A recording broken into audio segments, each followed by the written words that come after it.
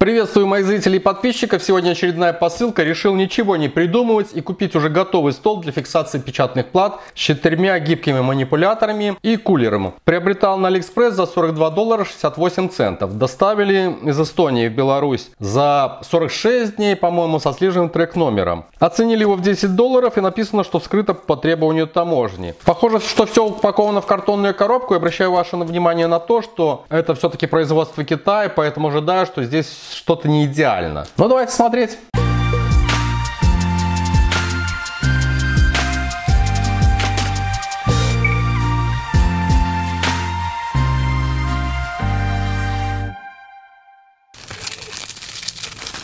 Разрезали здесь, легко скрывается здесь.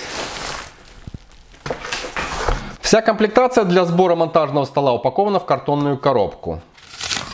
Пупырка. И сейчас я все это извлеку просто на стол.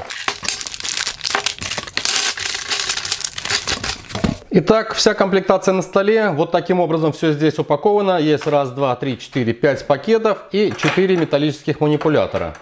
Отдельно в пупырочном пакете уложена платформа. Платформа — это алюминиевый лист с габаритами 230 на 185 мм и толщиной около 3 мм. Очень качественно окрашена в цвет красного металлика. В ней имеются пазы для перемещения стоек и манипуляторов, а по углам 4 отверстия для фиксации резиновых упоров. Далее 4 манипулятора длиной около 248 мм. В отдельном пакете находится кулер.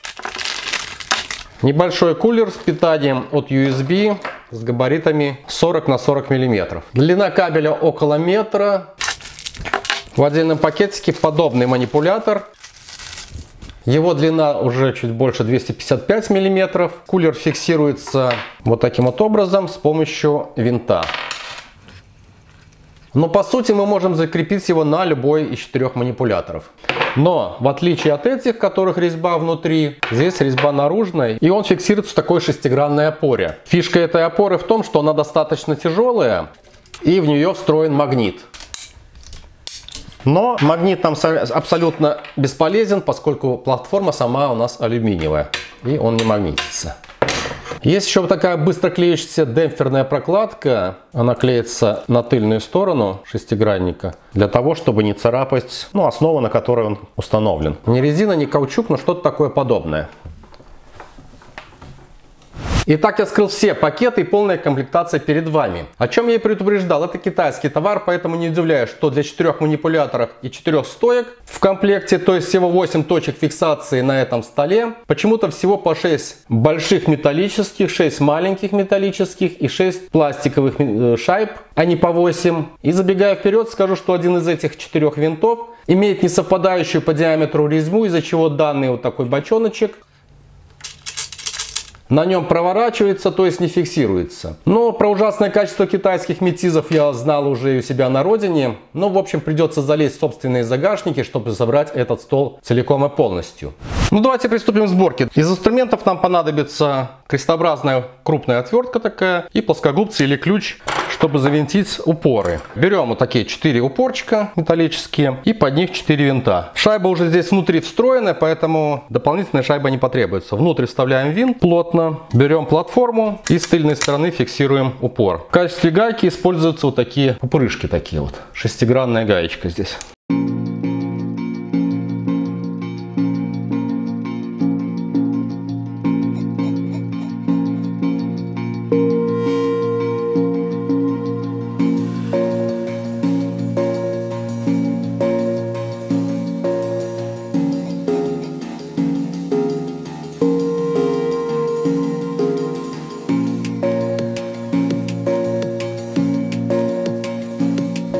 Далее платформа имеет такие диаметральные 4 прорези. Обратная сторона у них как бы с канавкой такой. Данная канавка необходима, чтобы шляпка вот этого шестигранного винта, который будет являться как бы основой опоры, не прокручивалась при завинчивании. То есть здесь никакой шайбы мы не ставим, просто эта шляпка попадает в этот паз. И если мы с обратной стороны закручиваем, гайку какую-то завинчиваем, то грани шестигранника упираются в паз и не прокручивают винт.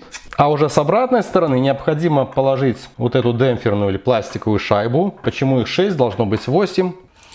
Она необходима, чтобы не царапать покрытие платформы. Далее использую металлическую шайбу и одну из этих гаек. Первая гайка завинчивается меньшим диаметром вниз. Она используется именно для фиксации опоры в том месте, где нам нужно. То есть мы открутили, переместили, закрутили. Все, зафиксирован. Далее ставим такую же гайку, только уже меньшим диаметром вверх. Здесь уже маленькую шайбу. И вот этот вот цилиндрик, который непосредственно будет фиксатором. Да, вот, кстати, этот цилиндрик и прокручивается, не фиксируется. Вот видите? Так, и делаем все то же самое с остальными тремя винтами.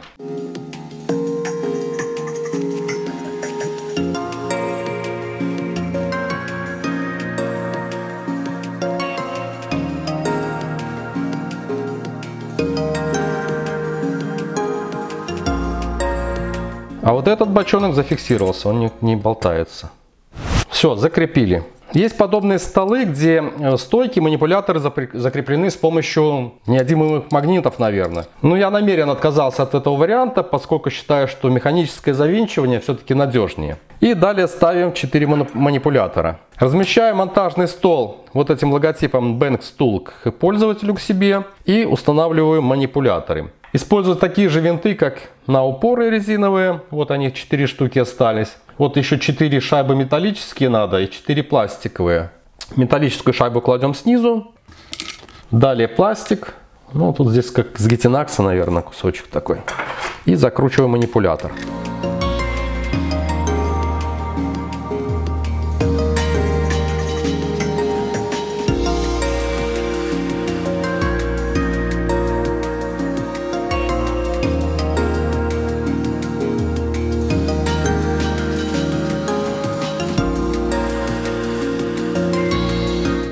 Так, и осталось только закрепить крокодильчики. Для этого сначала необходимо на клювики эти надеть силиконовые насадочки. Это чтобы не повредить плату, например, монтажную. И с помощью вот таких вот винтиков фиксируем на манипуляторах.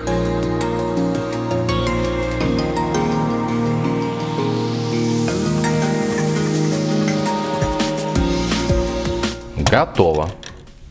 Так, и снова фиксирую на опору кулер. Ранее приобретал на AliExpress вот такую третью руку. Здесь металлическая основа и хорошо магнитится база кулера. Далее, что мне еще понравилось, что вот этот кулер можно закрепить на одном из этих манипуляторов, не используя свой основной. Все, можно работать таким вот образом. 3 манипулятора у нас свободные, можно фиксировать. Ну и может мы и не используем, а только вот эти стойки используем. Если же у вас есть какая-то линза, то можно в этот крокодильчик зажать и линзу, использовать ее. Хотя у продавца есть лот и можно прикупить отдельно еще манипулятор с линзой. В принципе, удобная конструкция, жесткие манипуляторы. Смартфон весом 182 грамма в принципе держат и не прогибаются. Поэтому для монтажа, демонтажа элементов с платы вполне можно использовать. Вот такой рабочий стол для пайки, монтажа, макетирования. Рекомендую, классная вещь, ссылка в описании. И это еще не все. Вчера встретил Рождество, сегодня забрал еще одну посылку с товаром с AliExpress. Это просто праздник какой-то. И это первый товар, который я заказал в день распродажи 11 ноября на AliExpress, а получил уже только в новом 2021 году. Товар доставлялся со отслеживаемым трек-номером, и согласно нему теперь я знаю, что только месяц данный пакет шел по Минску от таможни до получателя. И здесь в такой неприглядной почтовой коробке пришла мечта любого радиолюбителя. Оценили в $11, и здесь находится паяльник TS100. Давайте смотреть. Он поставляется в комплекте с одним жалом, только одна ручка и сменное жало B2, по-моему, называется, или B2. Я же купил еще 3 жала и за все уплатил вместе с доставкой $72.08. Жало — это такие картриджи, в которых встроен как и нагревательный элемент, и термодатчик. Так, 3 жала отдельно и сам паяльник. Совсем кроха. Как спичный коробок. Держу в руках смартфон, упаковка от смартфона. Так, есть инструкция на английском и китайском языках. Есть его параметры, указаны в таблице. 12 вольт это нагрев 40 секунд, 24 вольта нагрев за 11 секунд от 30 до 300 градусов. Питание 12-24 вольта, его элементы, гарантийная карта и все то же самое на китайском. В комплекте 2 винтика и ключик. Небольшая, совсем маленькая ручка самого паяльника из пластика. И в комплекте единственное жало. Вот такое жало вот с таким наконечником. Обычно такой конусообразный, узенький. Это B2. Подключается здесь. И для этого необходим нам ключик. Есть 2 запасных винтика еще на случай утери. 2 винтика здесь у нас идет на корпусе. Один винтик это контакт заземления, второй можно разобрать корпус вот здесь вот. А этим винтиком мы зажимаем жало. Буквально чуть-чуть до упора. Так, сам паяльник представляет собой небольшую ручку, чуть больше скальпеля, которым я распаковываю посылки. Его длина в сборе составляет 165 миллиметров. Кстати, и по весу, вес же значим для паяния. Вот, 31 грамм. И вот этот вот комплект, ручка и жало, стоит там $42.33. А каждое жало отдельное, это еще плюс $8.35. Рассмотрим эту ручку подробнее. Для управления используются 2 многофункциональные кнопки А, Б. Для отображения информации используется OLED-экран. То есть, в принципе, на нем даже можно выводить собственный логотип в разрешении 96×16 пикселей и в формате BMP. Все это изложено в инструкции, ссылочку на которую в формате PDF я оставлю в описании. Здесь логотип и указано напряжение 12-24 вольт и соответствующий этим напряжением мощность. С обратной стороны имеется такой же значок, только здесь модель TS100 и указан разъем питания DC 5525 с плюсом в центре. На торцевой стороне имеется этот разъем питания, и здесь же имеется разъем microUSB для обновления программного обеспечения и настройки конфигурации этой ручки. С обратной стороны имеется только отверстие для подключения жала.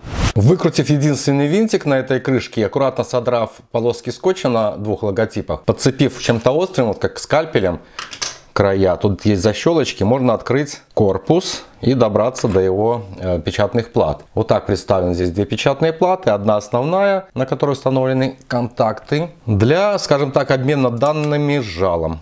Так, и в комплекте вот еще 3 жала. Кстати, они представлены вот этим брендом Miniware CompChain. Но логотипчик здесь, в принципе, такой же, как и на самом паяльнике. Виды возможных жал представлены здесь на рисунке. И на корпусе каждого жала имеется гравировка логотипа и его маркировка. Это TSI, TSI. Далее вот этот топорик под 45 градусов TSKU. И это TSC4, классическое жало под 45 градусов, вот такой вот скос. Все металлические, имеют несколько контактов и керамическое основание. Вот таков весь комплект, полученный мной за более чем $70 США. Я уверен, что покажи любому обывателю 2 паяльника, советский такой ГОСТовский паяльник мощностью, вот здесь вот указано 40 Вт, 2 паяльника, и скажи, какой из них мощнее, все скажут, что этот мощнее. А на самом деле этот при максимальном напряжении питания выдает аж 65 Вт. Если у этого время нагрева до рабочей температуры составляет несколько минут, то у этого моллюски всего несколько секунд. В принципе, да, он по размеру шариковой ручки. Но для его работы, заплатив более $42, понадобится еще блок питания. В принципе, можно использовать такой адаптер от ноутбука вот на 19 вольт 4,74 ампера. Вполне достаточно, но, конечно, он будет не на максимальных мощностях работать. Это не 24 вольта. Подключаем этот штекер в разъем паяльника вот таким вот образом. Как я сказал, разъем 55-25. Вот такой обычный разъем питания, как в ноутбуках. Ну, не у всех, но большинства. И можно использовать. Итак, подключили жало, подключили питание. На экране появляется логотип версия 2.18 и предлагает нажать кнопочку А. При нажатии на кнопку А ручка нагревает жало до предустановленной температуры. По умолчанию это 300 градусов. Если же жало не установлено, то при нажатии на кнопочку А на экране появляется соответствующая ошибка сенсора. Для регулировки температуры жала необходимо удерживать кнопочку А или Б некоторое время, буквально там 2 секунды. В обратную сторону уменьшаем. Это кнопочка А. Ручка позволяет регулировать температуру от 100 градусов Цельсия. Шагом в данном случае 10 градусов. Кнопочка Б увеличивает температуру. Максимальная температура жала 400 градусов. Для перевода паяльника в режим ожидания одновременно зажимаем 2 кнопочки А и Б. И режим стендбай.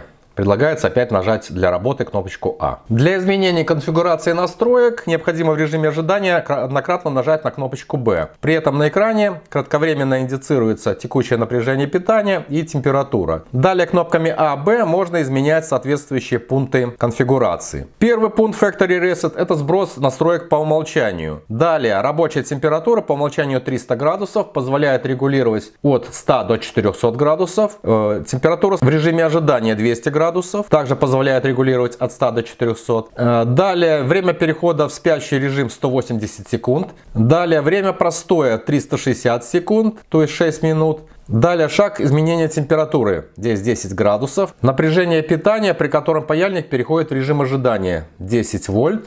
Далее выбор единицы измерения температуры. В данном случае это градусы. Hand-RT — это направление индикации на экране, то есть это для правшей Hand-RT. Удерживаем кнопочку и меняем направление для левшей Hand-LT. И Factory Reset удерживаем, сбрасываем настройки по умолчанию. Для безопасного пользования этим инструментом, а также для экономии электроэнергии, в данную ручку установлен акселерометр. Если мы пользуемся данным паяльником некоторое установленное время, то он переходит в спящий режим. Данный процесс индицируется на дисплее. При этом температура падает до установленного значения, по умолчанию 200 градусов Цельсия. Но акселерометр позволяет переводить паяльник в рабочий режим, если мы берем его в руку. Температура сразу повышается до предустановленного значения, по умолчанию 300 градусов Цельсия. Буквально за несколько секунд все, можно им пользоваться. Если же паяльником не пользоваться и далее установленный период, то он из спящего режима переходит в режим ожидания. При этом дисплей гаснет, температура жала паяльника опускается до температуры того помещения, в котором он находится. Но установленный акселерометр снова позволяет пробудить паяльник, и он предлагает перевести его в рабочий режим, нажав кнопочку А. При этом рабочая температура опять быстро набирается всего за несколько секунд. Да, и можно, в принципе, работать. Удобно? Удобно. В принципе, это же изменение конфигурации в настройках по умолчанию можно осуществлять с помощью компьютера. Для этого с помощью кабеля microUSB подключаем его к ноутбуку или персональному компьютеру. На LED-экране отобразится конфигурация. Это означает, что он находится в режиме настройки. При этом в компьютере появится еще один диск объемом 8 килобайт. На нем находится файл configs.txt. Входим в него, изменяем параметры по умолчанию. Здесь, в принципе, те же пункты. Температура в режиме сна 200 градусов, рабочая температура 300 градусов и также диапазон изменения этого параметра. Время перехода в режим сна, время перехода в режим ожидания, шаг изменения температуры 10, напряжение, при котором паяльник переходит в режим сна. Далее изменить единицу измерения температуры здесь несколько иначе. 0 соответствует градусам Цельсия, единица градусам Фаренгейт. Далее поворот для левшей и правшей, 0 для правшей, единица для левшей. И сброс настроек по умолчанию здесь недоступно, только чтение. Когда вы параметры эти меняете, нажимаете файл «Сохранить» и выходите. Все, значения изменены. В моем паяльнике зашита последняя прошивка 2.18, но если вы хотите ее изменить в дальнейшем или закачать какую-то альтернативную прошивку, необходимо, удерживая кнопочку А, подключить microUSB кабель, и паяльник переходит в такой режим, на экране отображается DFU, ну там могут быть разные значения, у меня 3.45. При этом в компьютере появляется еще один диск, уже объемом 1,96 мегабайта. В эту пустую папку необходимо скачать с официального сайта или с другого сайта альтернативную прошивку, где вы нашли. Зиповский файл вот есть такой. Разархивировать его. Здесь находится вот такой файл с версией прошивки. По умолчанию расширение несколько другое. Тут hex. Копируйте его на новый открывшийся диск и ожидайте, когда расширение изменится. Вот, файл получил расширение ERR. И после этого отключается microUSB кабель. Обновление будет зашито на паяльник. Итак, у меня есть новый монтажный стол, уже работает, гудит кулер, новый паяльник с жалами, поэтому самое время его проверить. Да, вот кулер затягивает, все нормально работает. Так, вот этот элемент у меня уже в руке. Так, а теперь установлю его назад.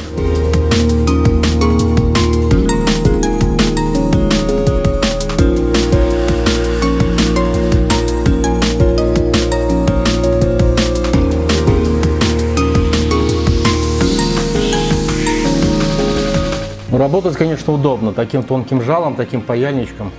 Это первое впечатление. Ну вот, в принципе, установил его на место.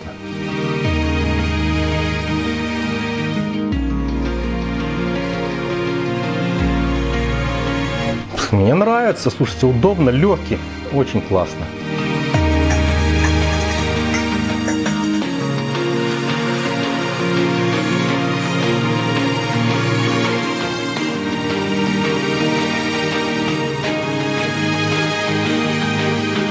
И монтажный стол удобен, и паяльник удобен, как я раньше этим не пользовался.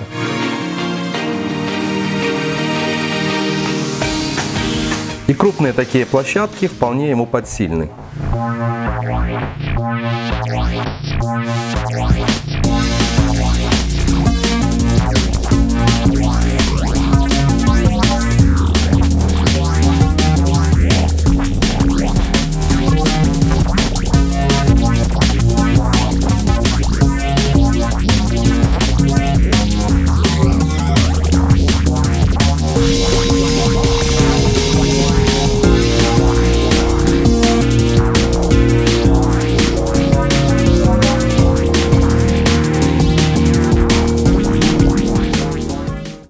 Ну что, первое впечатление самое приятное. Поэтому, конечно, покупки советую. Отдадите хорошие деньги и получите достаточно удобный инструмент. Как и стол, так и паяльник рекомендую. Отлично.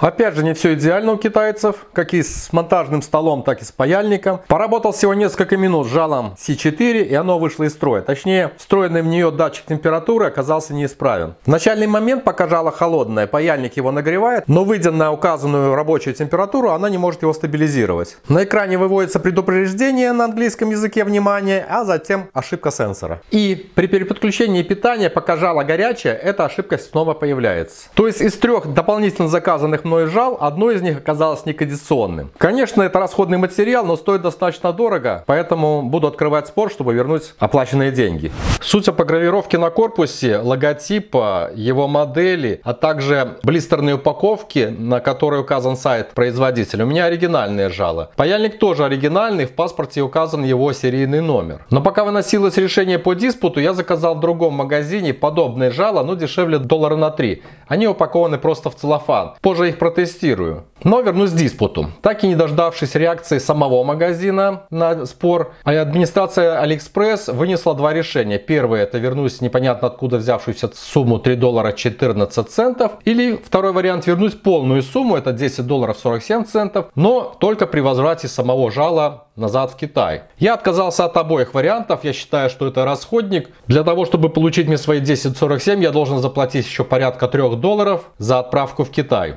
Но AliExpress принял первое решение, вернули мне только $3.14. Но я такое кидалово по-китайски. И подведем итоги. С учетом указанных мной недостатков, а это некомплект, плохое качество метизов и достаточно высокая цена, я все же монтажный стол рекомендую. Удобно на нем работать. Если для пайки каких-то проводов, а также маленьких по габаритам монтажных плат удобна вот эта 3-я рука, которую я также приобретал на AliExpress, но она значительно дешевле, то вот этот вариант стола, он, конечно же, универсальный. Классно сделанный, поэтому лайк. А за ту цену, которую я дал за паяльник TS100, вполне можно купить паяльную станцию на жалах T12, которая уже имеет в комплекте свой блок питания. Ну и также можно получить в подарок от магазина еще какие-нибудь паяльные аксессуары. Функционал той паяльной станции подобен паяльнику TS100, но жало значительно дешевле. Ну а качество и там как повезет. В итоге TS100 удобный паяльник, многофункциональный, не спорю, но достаточно дорогой в обслуживании инструмент. Свои соображения оставляйте в комментарии. Все ссылки я оставил под видео. Подписывайтесь, оценивайте это видео и встретимся на канале. Пока!